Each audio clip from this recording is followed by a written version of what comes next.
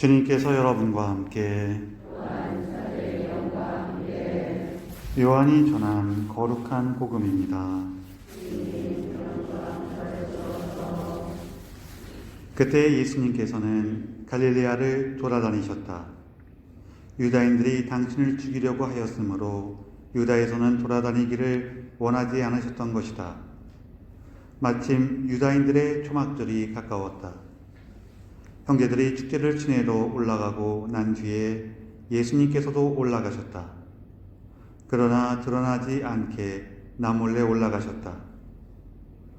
예루살렘 주민들 가운데 몇 사람이 말하였다. 그들이 죽이려고 하는 이가 저 사람이 아닙니까? 그런데 보십시오. 저 사람이 드러내놓고 이야기하는데 그들은 아무 말도 하지 못합니다. 최고위의 의원들이 정말 저 사람을 메시아로 알고 있는 것은 아닐까요? 그러나 메시아께서 오실 때에는 그분이 어디에서 오시는지 아무도 알지 못할 터인데 우리는 저 사람이 어디에서 왔는지 알고 있지 않습니까? 그래서 예수님께서는 성전에서 가르치시며 큰 소리로 말씀하셨다. 너희는 나를 알고 또 내가 어디에서 왔는지도 알고 있다. 그러나 나는 나 스스로 온 것이 아니다. 나를 보내신 분은 참되신데 너희는 그분을 알지 못한다. 나는 그분을 안다. 내가 그분에게서 왔고 그분께서 나를 보내셨기 때문이다. 그러자 그들은 예수님을 잡으려고 하였지만 그분께 손을 대는 자는 아무도 없었다. 그분의 때가 아직 오지 않았기 때문이다. 주님의 말씀입니다.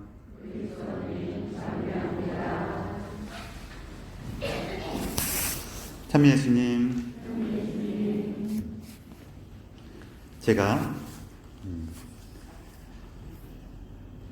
오늘 고해성사 보시는 분들을 위해서 시간을 벌어드려야 하기 때문에 제가 좋아하는 성경 얘기 조금 하고 복음 말씀에 대해서 좀 더 얘기할 생각이에요. 그러면은 당연히 강론이 좀 길겠죠.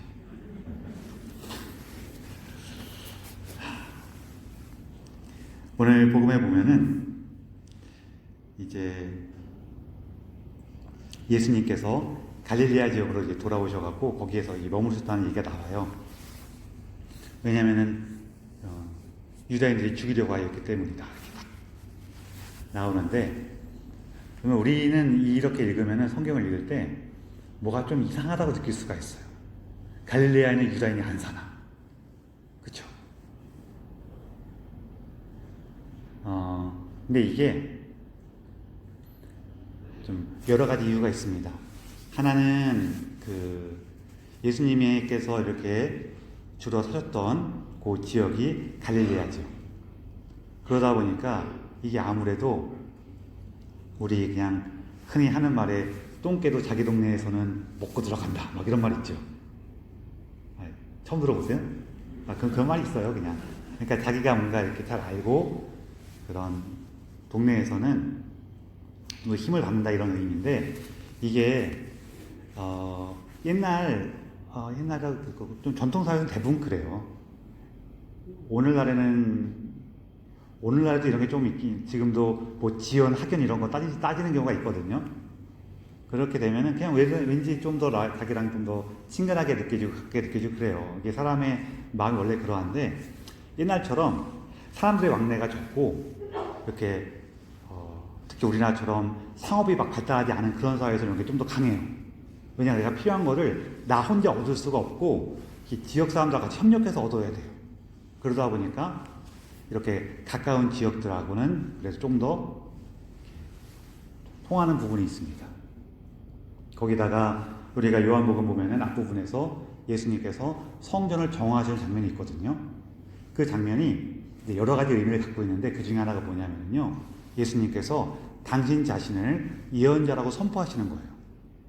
단순히 성전 거기서 장사하는 사람 쫓아냈다 이게 핵심이 아니에요. 어차피 성전 굉장히 넓어요. 얼마큼 넓냐면은 축구장 20배만 해요. 그 정도 넓거든요. 그거를 이렇게 채찍을 휘두르고 다니면서 거기서 다 쫓아낼 수가 없어요. 예수님께서 거기서 이 상인을 쫓아내신 거는 상징적인 행동을 하신 거예요. 주님의 집을 정하는 자, 곧 메시아다. 그렇게 해갖고 그 예루살렘에서 당신 자신을 메시아로 선포하셔갖고 우리를 치면은 여기 동네에 굳이 얘기하자면은 뭐 라이브 카페에서 노래하던 어떤 사람이 그 지상파 방송 뭐 오디션 프로그램에 우승해갖고 전국구 스타가 된 거예요. 그리고 나서 동네에 다시 오니까 동네 사람들이 와 이러면서 야 이제 우리 동네에서도 드디어 인물이 났구나 뭐 그렇게 하는 분위기란 말이에요. 그래서 갈릴레아로 돌아오셨다는 거는 이렇게 자기를 좀 더 좋아하고 연고가 있는 사람들 그 사람들 사이에 들어오면은 아무래도 그쪽 예루살렘에 있는 사람들이 뭔가 이렇게 하기가 어렵단 말이에요. 그리고 평소에 또 예루살렘 사람들이 갈릴레아 사람들을 무시했기 때문에 더더군다나 그 예루살렘 사람들에게 협력을 하겠어요, 안 하겠어요? 안 한단 말이에요. 그래서 갈릴레아로 돌아오신 거예요. 그리고 또 이유가 또 있는데 뭐냐면은 당시 예루살렘은 로마의 직할지였어요. 유다 지역, 예루살렘 포함한 유다 지역은 로마의 직할지였고 갈릴레아는 헤로데 임금이 통치하고 있던 땅입니다. 이게 딱 그렇게 원래는 그 유다도 이제 다른 그 헤로데 대왕 그 예수님 태어났을 때 있었던 그 헤로데의 다른 아들이 통치하고 있었는데 그 조금 이렇게 분란이 벌어지는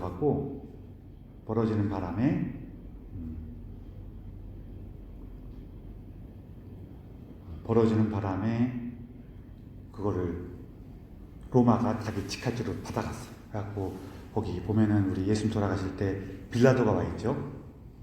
폰티우스 필라투스라는 우리 성경에 본시오 빌라도라고 나오는 그 사람이 와 있는데 그래서 이 로마가 직할로 다스리고 있었단 말이에요. 그러다 보니까 이렇게 그 로마 같은 경우에는 이렇게 외부 사람이 와서 다스리는 게 굉장히 부담이 돼요. 그래서 지역 유지들한테 도움을 받아갖고 여기서 지역 유지라 그러면은 그냥 이렇게 조금 동네에서 어깨에 힘주고 다니는 이런 사람 정도가 아니라 막 어느 정도 유지냐면은 그 동네에서는 내 땀을 안 밟으면 어디 못 가 막 이 정도로 그런 사람들 얘기하는 거예요. 그런 사람들을 통해 갖고 이렇게 통치를 했단 말이에요. 그 사람들이 보통 최고위의 의원들 이런 사람들이 되는 거예요. 그래서 그 사람들을 협력으로 통치를 했기 때문에 예수님 돌아가실 때 보면은 그 사람들이 빌라도에게 뭐 같은 거 요구를 하고 빌라도가 거기에 맞춰서 이렇게 같이 해주고 막 그런단 말이에요. 그래서 이 최고위의 의원들이나 그 백성의 지도자들, 대사제나 이런 사람들의 영향력이 예루살렘은 큰데 저 갈릴레아에 가면은 헤로데가 다스리고 있기 때문에 이건 또 헤로데한테 잘 보이는 사람들의 영향력이 더 크단 말이에요. 그래서 그 갈릴레아 지역에 대한 어떤 직접적인 권한은 없었어요. 뭐 간접적으로 헤로데한테 얘기해서 뭐 할 수는 있지만 그것도 한 달에 거쳐가는 데다가 그 헤로데하고 이 사람들하고 사이가 그렇게 썩 좋은 건 아니었어요. 왜냐하면 헤로데는 계속해서 로마에다가 이렇게 요청을 해갖고 유다 지역도 자기가 다스리게 해달라. 자기 형이 갖고 있던 땅이니까 나한테 넘겨달라고 계속 요청하고 있는 중이었고 요 유다를 실질적으로 통치하고 있는 이 최고의 의원들은 그거를 오케이 하겠어요? 안 하겠어요? 안 하죠, 당연히. 내가 여기 다스리고 있는, 우리가 다스리고 있는데 다른 사람한테 다스리라고 넘겨주겠냐는 거예요.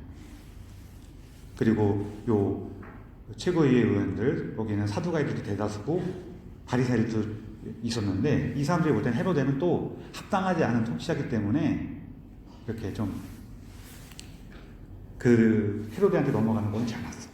이렇게 막 당시 상황이 이렇게 여러 가지 알력들이 막 섞여 있고 하기 때문에 이렇게 성경에서 묘사하는 것이 가능하다는 거예요. 그래서 이게 성경 읽으실 때 이거 왜 그런 거야? 이런 거 보시면서 이해하기 편하시라고 이런 얘기를 해드리는 거예요. 그래서 저는 이런 얘기가 너무 재밌는데 여러분 재밌을지 모르겠어요. 재미있으시면 다행이고요. 재미없으시면 그냥 들으세요. 뭐 어떻게 하시겠어요? 제가 졸거나 나가시는 건 뭐라고 안 해요.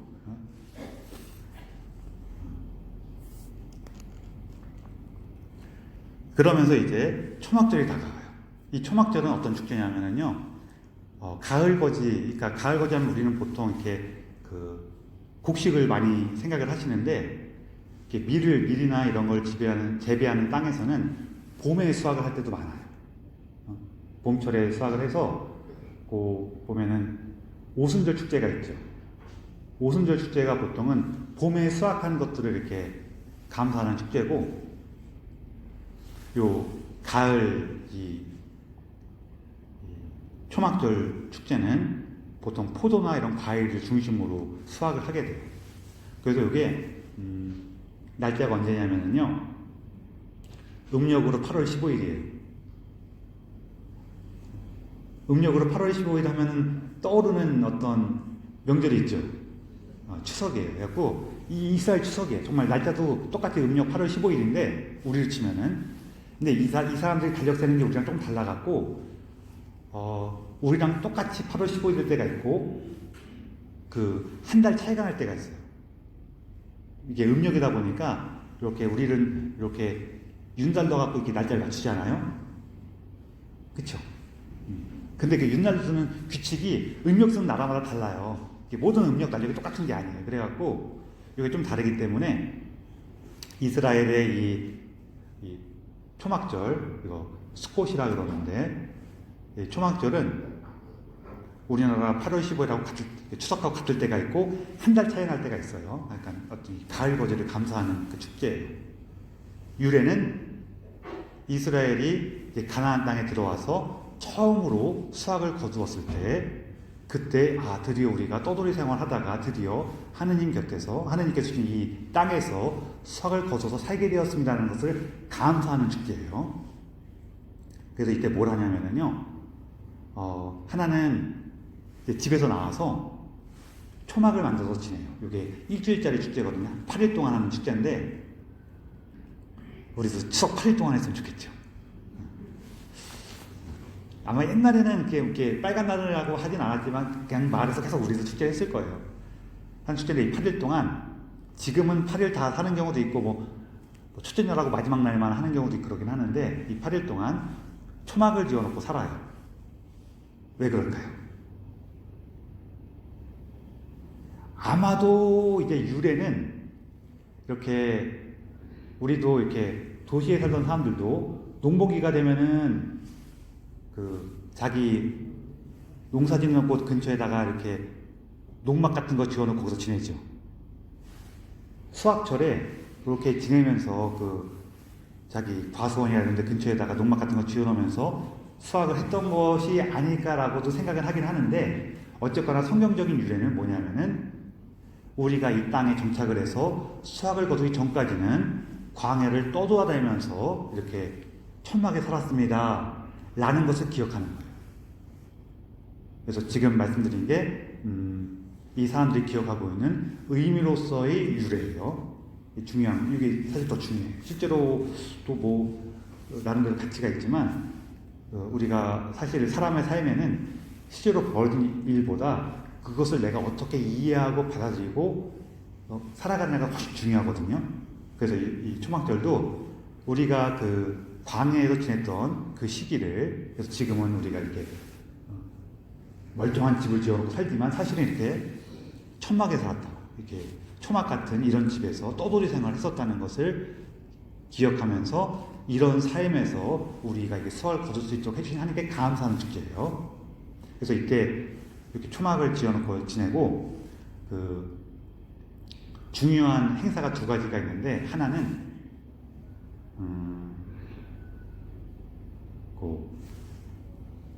이제 이스라엘은 여름에는 비가 안 오고요, 겨울에 비가 와요.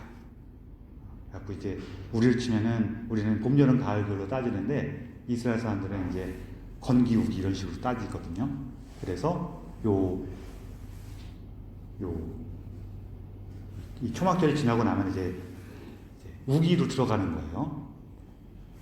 그래서 그런 게 해요. 이 비 오는 시기에는 곡식을 키우고요, 비가 안 오는 시기에는 나무를 키워서 열매를 따는 거예요. 우리도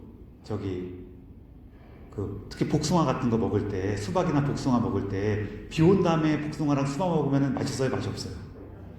이렇게 비가 안 오고 건조해야지 맛있죠.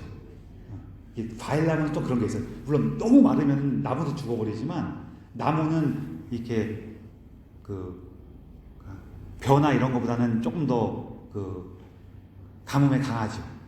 그리고 또 이게 좀 말라야지 또 맛있어요. 그래서 이렇게 농사를 짓는데, 그래서 건기가 끝나고 나서 우기가 시작되기 때문에 이 우기에, 비가 오는 시기에 비가 잘 와야지 곡식을 키울 수가 있겠죠. 그래서 하느님께 비를 내려달라고 이렇게 청하면서 물의 예식을 해요. 그래갖고 요 축제 기간 동안 실로암에서 물을 떠갖고 그 성전으로 이렇게 가져와서 그거를 제단에 붓습니다. 그렇게 하고 마지막 날에는 그거를 성대하게 해요. 그래서 이게 그 이스라엘에게 가문 좀 이렇게 건조한 땅에서 이렇게 물을 길어서 이렇게 하는 그 축제를 굉장히 이스라엘 사람들이 기뻐했어요. 좋아. 그래서 야, 예루살렘에 가서 그 초막절 마지막 날에 물의 예식 못 본 사람은 삶의 즐거움에 대해서 얘기를 하지 마, 이런 얘기도 있을 정도였어요. 이 얘기하니까 마침 그 이스라엘 사람들이 여기 간 땅을 젖과 꿀이 흐르는 땅이라 그러죠. 근데 우리가 생각한 젖과 흐르는 땅은 저기 막 기름진 평원 막 이런 거예요. 우리는. 그렇죠? 근데 이스라엘 가보신 분들 아시겠지만 이스라엘 어때요? 그 젖과 꿀이 흐르는 땅이에요? 전혀 아니거든요. 저기 갈릴리아 지역 가면 거기는 조금 좋은 땅들이 있어요. 근데 대부분의 땅들이 안 좋은 땅이에요. 우리가 보면은 우와, 여기서 사람 살 수 있어 할 만큼 거친 땅이거든요. 그래서 어떤 사람들이 무슨 여기가 젖과 꿀이 흐르는 땅이야 라고 이렇게 말을 하는데, 거기에 대해서 또 이렇게 얘기하는 사람도 있더라고요. 그런데 그 이스라엘 땅을 벗어나고 나면은 거기는 또 완전 사막이에요. 완전 사막이어갖고 이스라엘 땅은 가야지. 그래서 거기는 조금이라도 풀이라도 좀 자라고 그러거든요. 그러니까 야, 딴 데는 다 사막이고 거기라도 가야지 그 양 길러서 젖이라도 먹고 들에 나가서 꿀에서 따먹을 수 있어. 그래서 젖과 꿀이 흐르는 땅이라는 뜻은 젖과 꿀이라도 먹을 수 있는 땅이라는 뜻이라고 이렇게 얘기하는 사람도 있더라고요. 우리가 생각하는 기름진 땅이라는 의미가 아니라. 물론 저는 그냥 농담이라고 생각을 해요. 또 제가 이런 얘기 했다고 해갖고 야, 그렇대 뭐 그러지 마세요. 그러다가 괜히 이따가 오늘 저녁에도 내일이죠. 내일 이렇게 성경 공부하신 분 오는데 그분한테 그런 얘기 했다가 누가 그런 소리를 해요? 이러면 이제 좀 지금 어저께 같은 저기 조신부님 그러던데 그러면 저 망신당하니까 좀 농담 섞인 것들은 걸러서 들으세요. 어쨌거나 하여간 그렇게 해갖고 물의 예식을 해요. 그리고 또 뭘 하냐면은 그 빛의 예식이라 그래갖고 우리 메노라라 그래갖고 그 이렇게 9개를 갈라진 촛대가 있거든요. 가끔 이스라엘 같은 거 나올 때 보면은 그 촛대가 이렇게 있는데 이렇게 갈라져 갖고 초를 9개 꽂을 수 있게 되는 이렇게 촛대가 있어요. 어떤 건지 이렇게 보신 분도 계시죠?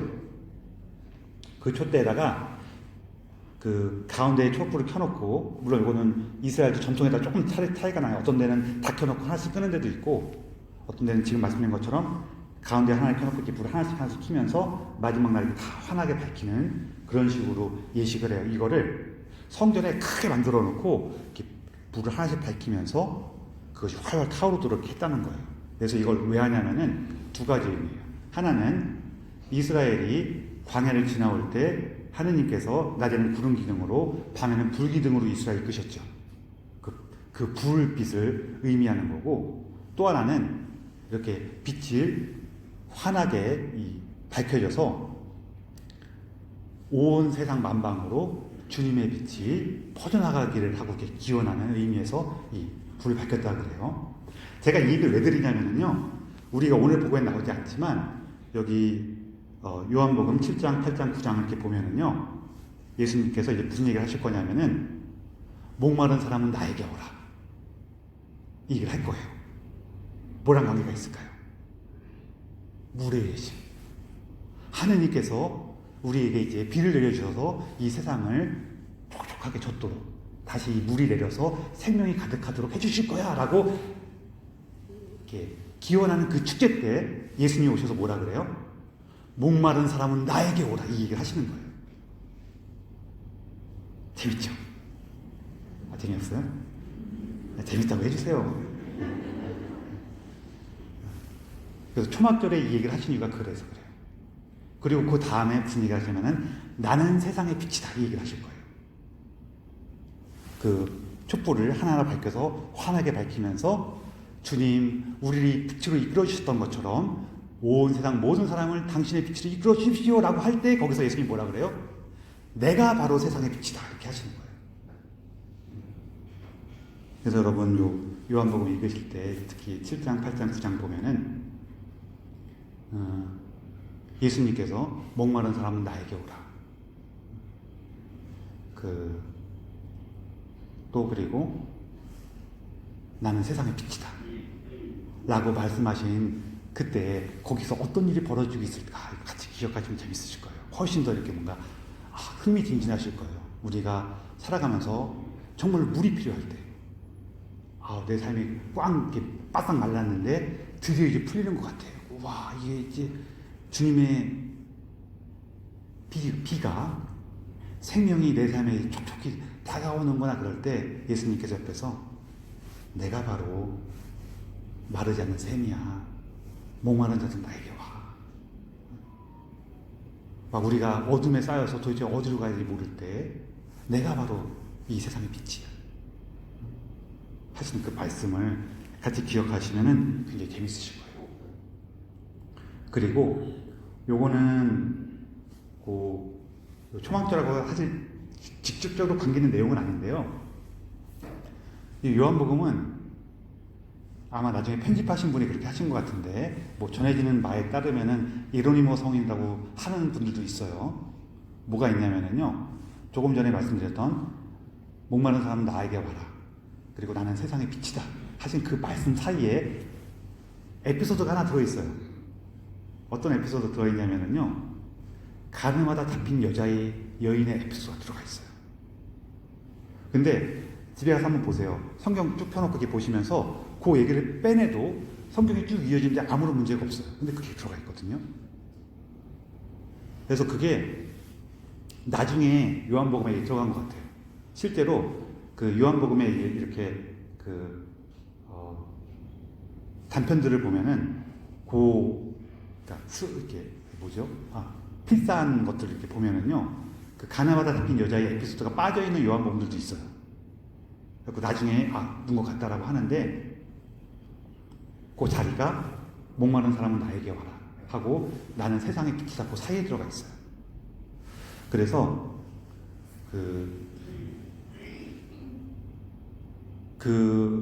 아마 예로니모 성인이거든요. 사실 예로니모 성인의 생애를 보면은 충분히 예로니모 성인이 그렇게 하실 수 있거든요. 또 혹은 다른 분이 하셨다고 하더라도 그것을 이렇게 요한복음에 껴놓으신 분의 그 마음을 이렇게 생각해 보면은, 헤아려 보면은 그 가늠하다 잡힌 여인은 원래는 그 성경에다 넣기에 조금 부담스러웠던 내용이었어요. 왜 부담스러웠냐면은 예수님의 이 자비는 좋은데 혹시 이것 때문에 사람들이 죄 짓고 살아도 되는구나라고 생각할까봐. 그래갖고 처음에는 이거 넣을까 말까 고민하다가 어떤 분이 혹은 예로니모 성인께서 과감하게 딱 넣으신 거예요. 그래서 성경에 넣기는 조금 부담스럽지만 그렇다고 이것은 정말 예수님의 그 사랑과 자비가 들어간 너무 중요한 사건이라서 버릴 수는 없어갖고 따로 갖고 오다가 과감하게 넣으신 거예요. 그래서 하느님의 자비를 어디다 놓냐면은 목마른 사람 나에게 와라. 내가 세상의 빛이다. 그 사이에다가 하느님의 자비를 넣었어요. 굉장히 중요한 거예요. 우리에게 생명을 주시는 예수님, 우리에게 빛을 주시는 그 예수님을 어떻게 만나냐? 그분의 자비 안에서 만난다는 거예요. 그런 거를 이렇게 우리에게 강하게 남겨주시고 있거든요. 네, 그러면서 이제 오늘 복음 얘기로 이제 하면은 거기 보면은 이제 예수님께서 몰래 올라가시고 장면 나오거든요. 왜 몰래 올라가시면 이 앞에 벌써 5,000명을 먹이신 기적이 있어요. 그러다 보니까 예수님께서 이렇게 소문내고 올라가시면은 사람들이 막 따라올 거예요, 안 따라오겠어요? 따라온단 말이에요.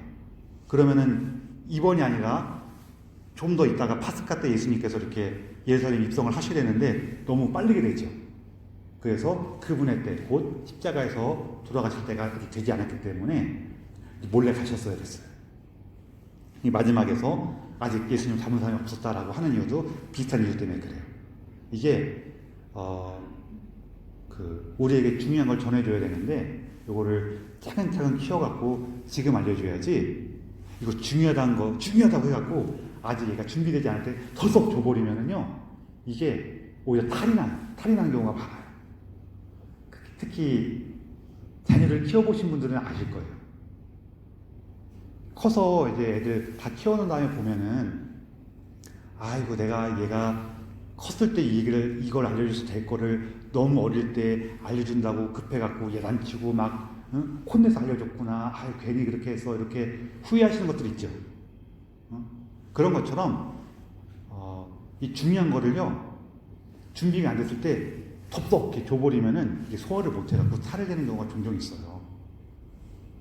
요거는 뭐 아이들 키울 때뿐만 아니라 우리가 다른 사람들과 화해하거나 용서할 때도 마찬가지예요. 남들과 화해할 때 상대방 준비 안 됐을 때 이게 좋은 거니까 이거 덥석 너 화해해야 돼 그러면은요 탈나요. 반대로 용서하는 것도, 용서는 좋은 거죠. 용서 좋은 건 맞아요. 근데 내가 준비가 안 돼 있는데 용서해야지 하면서 용서 딱 하면 어떻게 돼요? 화병 생겨요. 이게 준비라는 과정이 꼭 필요해요. 특히 요한복음에서는, 오늘 복음 내용은 아니지만 믿음이라는 말이 안 나옵니다. 이상한데요, 제 믿음 나오는 것 같은데요 그러는데 믿음이라는 명사가 안 나오고요, 믿는다라는 동사만 나와요. 왜냐하면 요한복음사가 볼 때에는 하느님을 믿는 거는 믿는다라고 고정된 게 아니라 이렇게 막 역동적인 거예요. 변화되고 자라나고 성장하고 막 이러는 거예요. 그래서 믿음을 표현할 때 믿음이라고 표현하지 않고 우리가 믿는다는 것을 이렇게 표현해요.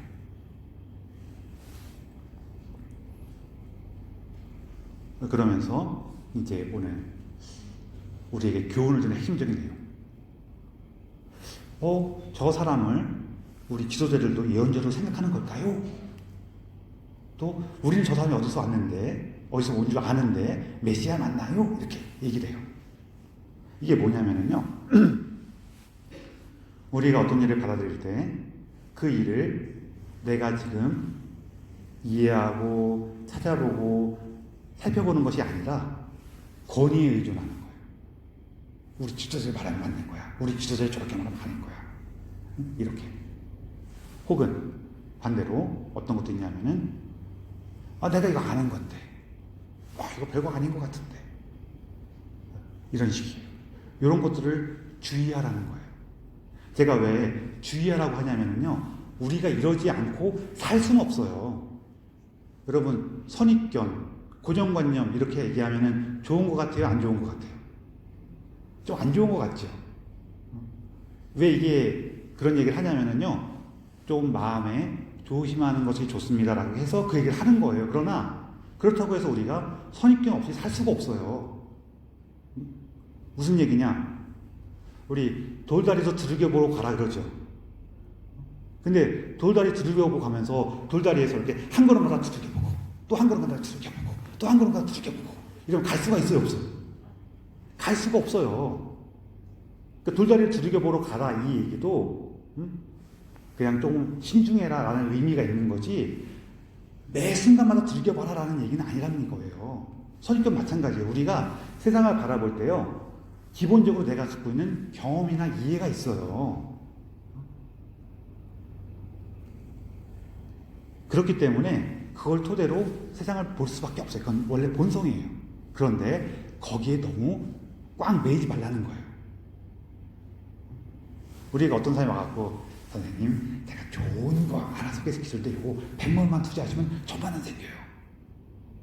그럼 우리가 이놈이 사기꾼인가 이렇게 한번 생각해 봐야 돼요? 안 생각해 봐야 돼요? 선입견이잖아요. 근데 해야 되잖아요, 그런 거는. 그러니까 이런 게 있다는 거예요. 근데 어떤 거 조심하라고 하는 거냐면 이런 거예요. 우리가 어떤 소리 미사 끝나고 나갈 때, 요즘에는 우리가 잘 못하지만 이렇게 한 교우분이 오더니, 형제님, 자매님, 오늘 같이 점심 먹고 가시죠? 이렇게 얘기를 해요. 그때 우리가 어떻게 해요? 좋아요, 안 좋아요? 누가 물어보냐에 따라서 다르죠. 내가 좋아하는 사람이 얘기했으면 아이고 좋아하다 그래요 가요 이렇게 얘기하지만 내가 평소에 이렇게 안 좋아하던 사람, 조금 싫어하던 사람이 그러면은 이놈이 무슨 꿈이가 있나 그러죠. 그럴 때에도 한편에서는 이 사람이 그래도 그러니까 여기서 좋다는 거는 이 사람이 마음이 깨끗하고 순수하고 훌륭히 이런 게 아니라요. 우리가 부족한 가운데서도 좋은 일을 할 수 있을지도 몰라 라는 그런 희망을 조금 가지라는 거예요. 그 정도면 충분하죠. 우리가 뭐 이런 거 있잖아요. 어떤 사람이 성당 일찍 와서 막 청소를 하고 있어요. 그걸 내가 봤어. 내가 평소에 근데 그 사람 좋아하던 사람이야. 그러면 그러잖아요. 와, 저 사람이 참 저렇게 성실하고 훌륭한 사람이야. 이러는데 딱 봤더니 내가 미워하던 사람이야. 그럼 뭐라 그래요? 아이고 저거 일찍 나와서 또 저 정말 열심히 한 척해갖고 또 누구 신문이한테 잘 보려고 그러나 이런단 말이에요. 그럴 때 그렇다고 하더라도 일찍 나와서 성당 청소하는 거는 좋은 거예요, 안 좋은 거예요? 좋은 거란 말이에요. 그러니까 그거를 잊어버리지 말자는 거예요. 그런 의미에서 나 쟤 어떤 꿈을 하는지 아는데 쟤 어디서 왔는지 아는데 응? 이거 별거 아닌 거 아니야? 이러지 말라는 얘기예요. 비록 우리가 저 녀석이 꿍꿍이가 있을지라도 그래서 좋은 일을 하잖아. 그러면은 좋은 일에 대해서는 조금 더 여지를 주고 좋게 해주라는 거예요. 그래 네가 부족한 가운데서 그렇게 한다는 그것도 대단한 거 아니니? 그쵸? 이 너그러움. 이게 왜 중요하냐면요. 이렇게 했을 때 예수님 말씀대로 너희가 남을 되는 그 대로 너희도 대받을 것이다. 이게 돼요. 무슨 얘기냐면요. 예수님, 내가 저 사람에게 좀 너그럽게 대해줘요. 근데 이게 동시에 뭐가 일어나냐면요. 우리가 하느님 믿으면서 우리 어때요? 하느님 믿고 기도하고 선행하고 희생하고 봉사할 때 완벽하고 순수한 마음으로 해요? 아니면은 하다 보면 나도 모르게 이렇게 하면 나도 좀 사람들이 좋게 봐주지 않을까라는 그런 마음도 좀 들어가고 막 그래요. 신부님이 이거 발견해서 칭찬 좀 안 해줄까 이런 마음도 가끔 들어요, 안 들어요? 안 들어요? 되게 훌륭하신 분인데 그러면 들 때도 있어요.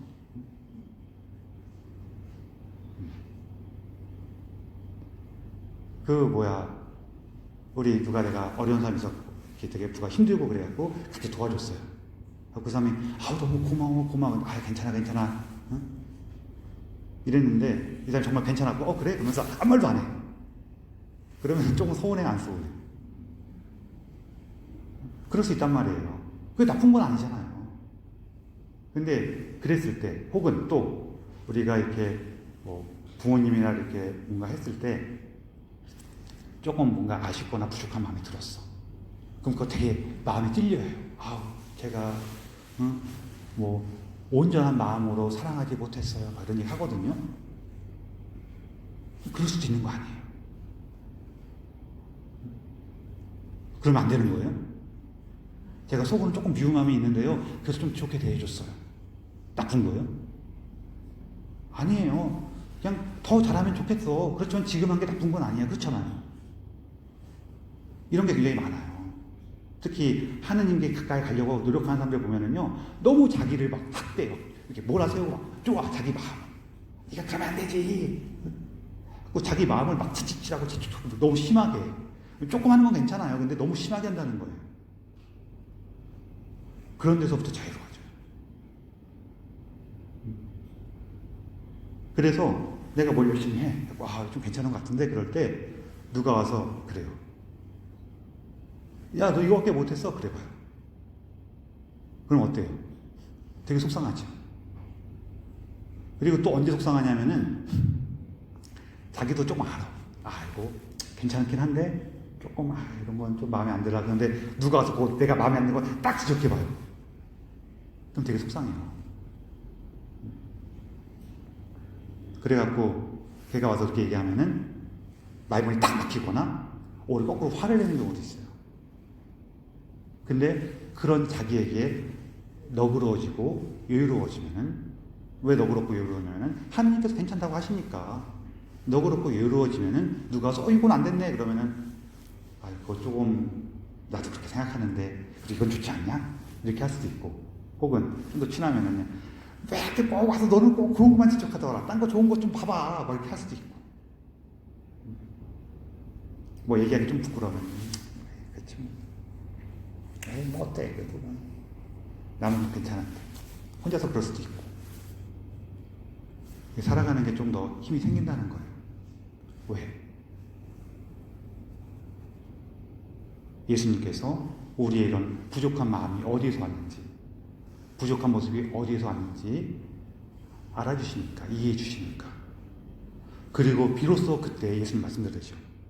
너희는 내가 이 세상에서 어디 왔는지는 알고 있지만 내가 하고 있는 이 일이 어디 왔을지 모르는 거다. 그렇죠? 나의 부족함을 너희들 보고 있지만 이 부족함 앞에서 내가 더 괜찮을 수 있는 이유들. 우리 다 부족한 사람이지만 부족한 우리들이 이 세상에서 오늘 그래도 기쁘게 살아갈 수 있고, 사랑하며 살아갈 수 있고, 조금 더 용감하게 희망을 갖고 새로운 곳에 도전해가면서 살아갈 수 있는 이유가 뭐예요? 이런 우리의 부족함을, 연약함을 하느님께서 알아주셨기 때문에. 이건 세상과는 다른, 세상을 뛰어넘는 새로운 것들이죠. 바로 그것이 세상이 모르는 하느님의 사랑이라는 거예요. 그래서 여러분, 오늘 우리가 이 사진식이 보내면서 특별히 우리의 부족함들, 연약함들 마주치게 될 때마다 이런 부족함이 있는 나를 돌보시는 하느님, 그리고 이렇게 부족함들을 돌보셔서 좋은 일을 이루어 주시는 그 하느님께 감사하시면서 기뻐하세요. 제가 자꾸 이런 거 여쭤봐서 죄송한데, 오늘 강론 본문 말씀 나누고 강론 들으면서 재밌으셨죠? 감사합니다. 이게 제가, 이렇게 보세요. 제가 중간에 막 폰티우스 필라투스 그러면서 막 그런 말도 하고 막 그런 게 왜 했겠어요? 성경 말씀 좀 재밌게 하려고 전에게 전해주려는 마음도 있었겠지만, 한편으로는 잘난 척 하려는 마음도 있었겠어요? 없었겠어요? 있단 말이에요. 없을 줄 없죠. 근데 이렇게, 그리고 또 제가 막 얘기할 때 복음 말씀 재밌게 들으시라고 하는 마음도 있지만, 또 한편으로는 내가 이렇게 얘기를 하면은 저 교우분들이 나를 훌륭한 신부라고 좀 생각해 주겠지라는 마음도 있겠어요? 없겠어요? 있죠. 없어야 돼요? 없으면 좋죠. 없으면 좋죠. 아주 훌륭하신 분이죠. 근데 있단 말이에요. 근데 제가 그렇게 잘난 척도 하고 싶고, 조금 이렇게 사랑도 받고 싶고, 이런 마음이 섞여 있어도 여러분들께서 기쁘게 들으셨죠? 어떻게 가능한 거예요? 하느님께서 여러분들 마음에 사랑을 주셔서, 사랑을 일깨워 주셔서 우리의 부족함들이 있었지만 더 좋은 것을 만드셨잖아요. 그렇죠? 이게 정말 기쁘고 새로운 거예요. 여러분도 우리도 살아가다 보면 이런 게 많이 있을 거예요. 그래서 이런 걸 많이 발견하시고 하느님께 감사하면서 더욱더 기쁘게 살아가시기 바랍니다.